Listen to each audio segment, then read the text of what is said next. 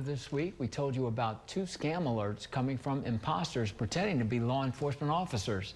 Officials are reminding everyone to be cautious of unknown phone calls and text messages. Our Colin Vidros dives into how these scams happen and what you can do to avoid becoming a victim.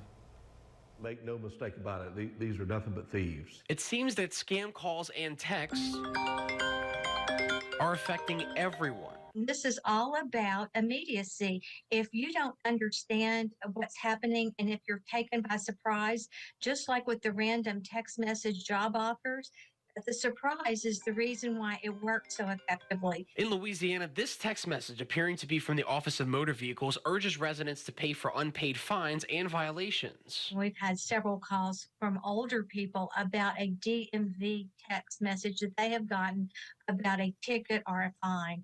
So this is not how you're informed. This is not how you get information from law enforcement or from government officials.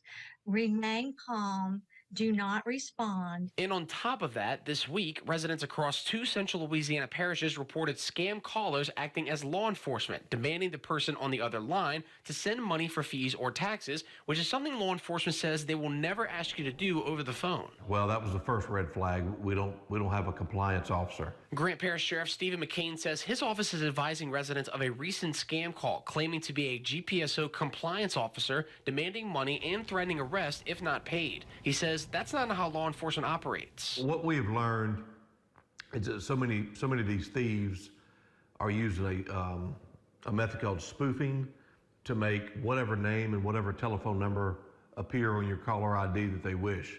And for about $5 or $6, you can get an app that allows you to spoof any name and number that you want. Residents in Vernon Parish reported receiving calls from a representative of the Sheriff's Office or the Department of Justice informing the resident of unpaid fees or taxes and that a deputy would visit their home within an hour if those fees are not paid. There are a number of different ways that scammers can take your phone and make it an active line for other scammers to try to steal your money through a wide variety of topics like posing as a police officer. But while these tactics may be popping up everywhere it seems, it's also important to know that you can avoid falling victim for these scams.